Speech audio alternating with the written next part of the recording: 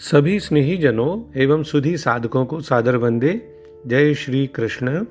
श्रीमद् भगवद गीता अध्याय 6 आत्म संयम योग, जिसे ध्यान योग भी कहा जाता है, और आज का श्लोक है श्लोक संख्या 46। आइए इसका पठन वाचन करें और फिर इसके सरल सार और भाव को जानने समझने का प्रयास करते हैं। तपस्विभ्योऽधिको योगी ज्ञानिभ्योऽपि मतोऽधिकः कर्मिभ्यश्चाधिको योगी तस्माद्योगी भवार्जुन। पिछले 45वें श्लोक में भगवान ने कहा था, परंतु प्रयत्न पूर्वक अभ्यास करने वाला योगी तो पिछले अनेक जन्मों के संस्कार बल से इसी जन्म में संसिद्ध होकर, संपूर्ण पापों से रहित होकर फिर तत्काल ही परम गति को प्राप्त हो जाता है। अब इस 46वें श्लोक में भगवान कहते हैं कि योगी तपस्वियों से श्रेष्ठ है, शास्त्र के ज्ञानियों से भी श्रेष्ठ माना गया है, और सकाम कर्म करने वालों से भी योगी श्रेष्ठ है। इससे हे अर्जुन, तू योगी हो। यानी the yogi is superior to the ascetics. He is regarded superior even to those versed in sacred lore. The yogi is also superior to those who perform action with some interested motive. Therefore, Arjuna, do become a yogi. तो इस श्लोक में एक तो योगी की महिमा का कथन है, और दूसरा योगी बनने के लिए अर्जुन को आज्ञा देने की बात आई है। तो सबसे पहले पदच्छेद के माध्यम से संस्कृत शब्दों का हिंदी अर्थ देख लें। योगी यानी योगी, तपस्विभ्य तपस्वियों से, अधिकः यानी श्रेष्ठ है, ज्ञानिभ्य शास्त्र ज्ञानियों से, अपि भी अधिकः श्रेष्ठ है, मत माना गया है, च और कर्मिभ्य सकाम कर्म करने वालों से भी योगी यानी योगी अधिकः श्रेष्ठ है। तस्मात् इससे अर्जुन, हे अर्जुन, तू योगी भव, योगी हो। तो जैसा कि आदि शंकराचार्य जी लिखते हैं कि जो पिछली बातें भगवान ने बताई, ऐसा सब होने के कारण योगी जो है वो तपस्वियों से, ज्ञानियों से और कर्मियों से श्रेष्ठ है। यहाँ जो ज्ञान है वो क्या है? शास्त्रों के जो विषय हैं बहुत सारे, उनके पांडित्य का नाम है ज्ञान, और उससे युक्त जो ज्ञानवान हैं उनको मतलब जो है यहाँ पर ज्ञानी कहा गया है। तो उनकी अपेक्षा योगी अधिक श्रेष्ठ है। तथा अग्निहोत्र आदि जो कर्म करने वाले हैं उन्हें कर्मी माना गया है, तो उनसे भी योगी अधिक श्रेष्ठ है। इसलिए हे अर्जुन, तू योगी हो। यानी आत्मिक उन्नति के बहुत सारे साधन हैं।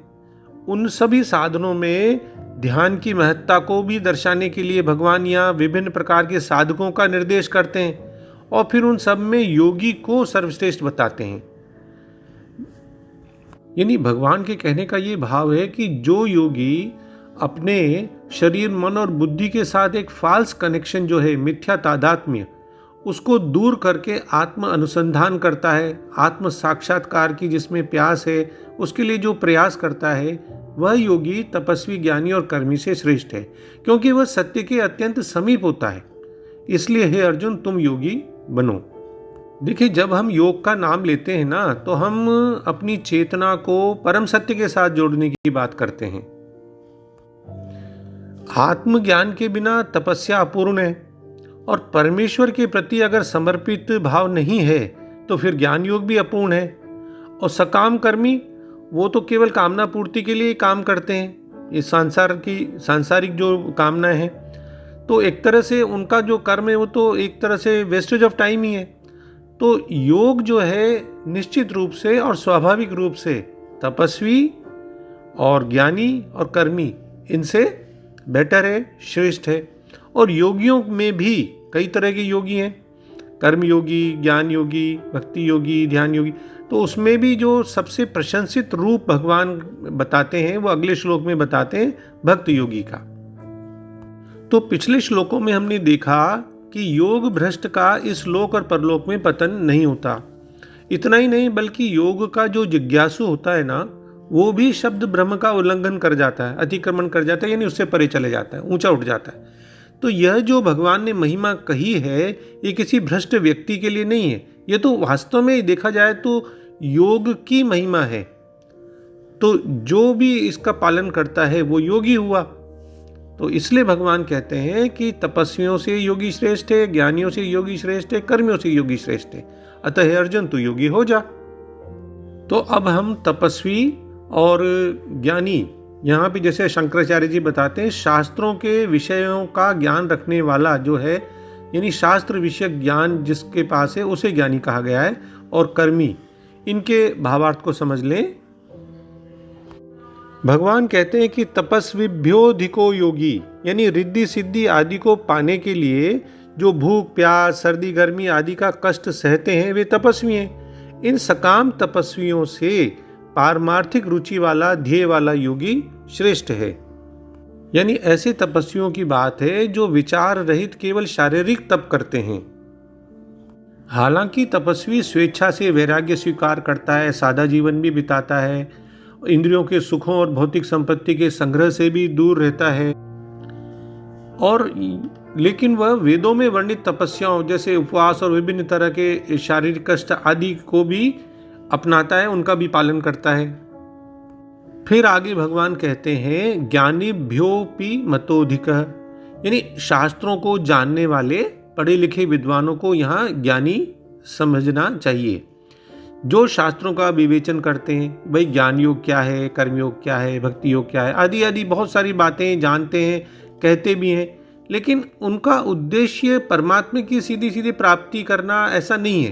कहीं न कहीं वहाँ पर इच्छा सांसारिक भोग या मतलब ऐश्वर्य प्राप्ति या मतलब जो है किसी तरह से सम्मान मिले, ऐसे कहीं न कहीं कोई कामना रहती है। तो ऐसे सकाम शब्द ज्ञानियों से भी योगी को श्रेष्ठ माना गया है। यानी यहाँ ज्ञानी से तात्पर्य शास्त्र पांडित्य रखने वाले पुरुषों से है, जो कि ज्ञान के संवर्धन में ही रत रहता है। यानी वो ऐसा ज्ञानी है जिसने शास्त्रों के अध्ययन से ही ज्ञान प्राप्त किया है। ऐसे ज्ञानी से योगी श्रेष्ठ है। फिर भगवान कहते हैं कर्मिभ्यश्चाधिको योगी, यानी इस लोक में राज्य मिल जाए, धन संपत्ति सुख आराम विभिन्न तरह के भोग मिल जाए, और मरने के बाद भी परलोक में मिल जाए स्वर्ग जैसा, जहाँ कई तरह के सुख भोग सकें, या ऊंचे ऊंचे लोकों की प्राप्ति मिल जाए तो उन लोगों का सुख मिल जाए, ऐसे उद्देश्य रखकर जो कर्म करते हैं, यानी सकाम भाव से अगर यज्ञ दान तीर्थ आदि शास्त्रीय कर्मों को करते हैं, उन कर्मियों से योगी श्रेष्ठ है। क्योंकि जो कर्मी मनुष्य है वो तो भौतिक समृद्धि और स्वर्ग प्राप्ति आदि की कामना से ही वेदों में वर्णित कर्म कांडों का पालन करता रहता है। तो भगवान कहते हैं कि योगी वैदिक कर्म कांडों में वर्णित कार्यों जैसे पवित्र अग्नि की पूजा आदि से श्रेष्ठ है। तो कहने का भाव यह है कि जो संसार से विमुख होकर परमात्मा के सम्मुख हो गया है वही वास्तव में योगी है, और ऐसा योगी फिर बड़े बड़े तपस्वियों शास्त्रज्ञ पंडितों और कर्मकांडियों से भी ऊंचा है, श्रेष्ठ है। क्योंकि इन सब का उद्देश्य तो कहीं ना कहीं सांसारिक ही है, सकाम भाव ही है, पर योगी का उद्देश्य परमात्मा है और निष्काम भाव है। तपस्वी ज्ञानी और कर्मी, इन तीनों की क्रियाएं अलग अलग हैं। यानी तपस्वियों की सहिष्णुता की, ज्ञानियों में शास्त्रीय ज्ञान की, बुद्धि के ज्ञान की, कर्मियों में शास्त्रीय क्रियाओं की प्रधानता है, लेकिन कहीं ना कहीं तीनों में सकाम भाव है। इसलिए तीनों योगी नहीं है, बल्कि स्वामी रामसुखदास जी महाराज तो लिखते हैं कि ये भोगी हैं।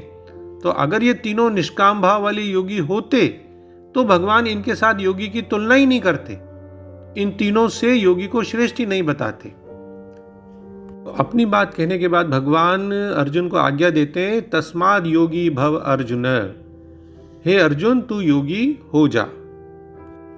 यही बात भगवान ने आगे 8वें अध्याय में भी कही है, योग युक्तो भव अर्जुन, 8वें अध्याय के 27वें श्लोक में। 5वें अध्याय के शुरू में अर्जुन ने प्रार्थना की थी कि आप मेरे लिए एक निश्चित श्रेय की बात कहिए, तो इस पर भगवान ने सांख्य योग, कर्मयोग, ध्यान योग की सब बातें बता दी। पर इस श्लोक से पहले कहीं भी अर्जुन को यह आज्ञा नहीं दी कि तुम ऐसे बन जाओ, वैसे बन जाओ, इस मार्ग में लग जाओ।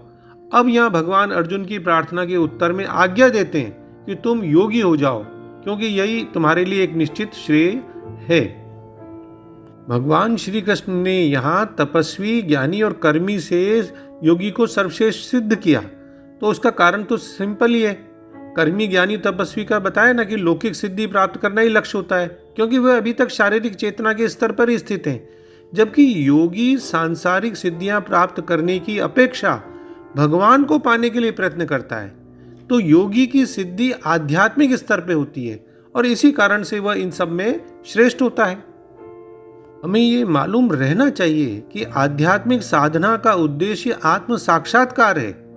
तो जो भी साधक को आत्मा के प्रत्यक्ष संपर्क में लाता है, उसे उस स्तर तक पहुंचाने का प्रयास करता है, उसे श्रेष्ठ माना जाना चाहिए।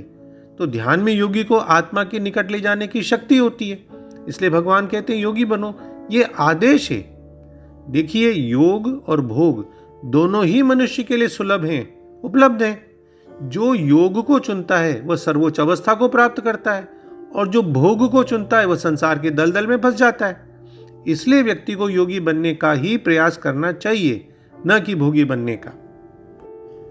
हाँ, एक बात और, यहाँ योगी बनने की बात आई तो उससे केवल योगी जैसा वेश बदलने की बात नहीं है। उनके जैसा वस्त्र पहनना या वेशभूषा धारण कर लेना, गेरुए वस्त्र पहन लेना, बाल बढ़ा लेना, दाढ़ी बढ़ा लेना, या रुद्राक्षों की माला पहन लेना, त्रिपुंड वगैरह और दूसरे तिलक लगा लेना, यानी केवल वेश बदल लेना, उससे बदल लेने से कोई भी मनुष्य योगी नहीं बन जाता।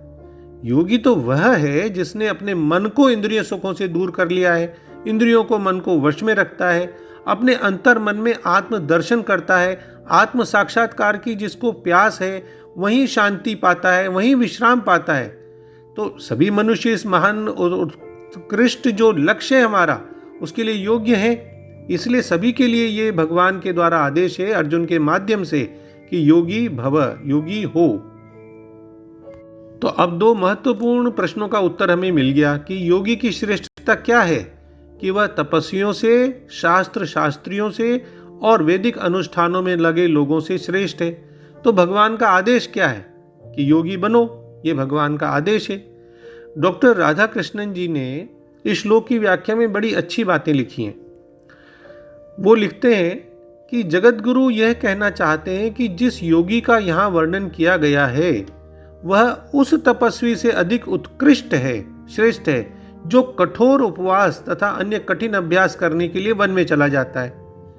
वह उस ज्ञानी से भी उत्कृष्ट है जो मुक्ति पाने के लिए कर्म का त्याग करके केवल ज्ञान के मार्ग को अपनाता है, और वह उस कर्मकांडी से भी अधिक उत्कृष्ट है जो फलों की इच्छा से वेद में विहित कर्मकांडों का पालन करता है। तो जिस योग को तप, ज्ञान और कर्म से उत्कृष्ट यानी श्रेष्ठ बताया गया है, उसमें इन तीनों के सर्वोच्च जो अंश हैं उनका समावेश है। हाँ, उसमें भक्ति भी सम्मिलित है, क्योंकि योगी तो अपने आप को सबके हृदयों में बैठे भगवान की चरम उपासना में लगा ही देता है। योग यानी परमात्मा के साथ संयोग, वो भक्ति के द्वारा भी प्राप्त होता ही है, और वो सर्वोच्च लक्ष्य है। अगले श्लोक में इस भाव को दर्शाया गया है कि सबसे बड़ा योगी, योगियों में सबसे बड़ा योगी भक्त योगी है। यहाँ फिर से ये बात जानने की है कि यहाँ ज्ञान का अर्थ शास्त्र पांडित्य से है, जैसा कि शंकराचार्य जी लिखते हैं, आध्यात्मिक बोध नहीं है। तो अंत में हम डॉक्टर राधा कृष्णन जी के सरल शब्दों में इस पूरे श्लोक का भाव फिर से देख लें कि योगी तपस्वियों से बड़ा है, वह ज्ञानियों से भी बड़ा माना जाता है, और वह कर्मकांडियों से भी बड़ा है। इसलिए हे अर्जुन, तू योगी ही बन जा। जय श्री कृष्ण। ओम श्री कृष्णार्पणमस्तु। डॉक्टर BK शर्मा के सादर प्रणाम, और किसी भी भूल अथवा त्रुटि के लिए क्षमा। सर्वे भवन्तु सुखिनः, सर्वे सन्तु निरामया।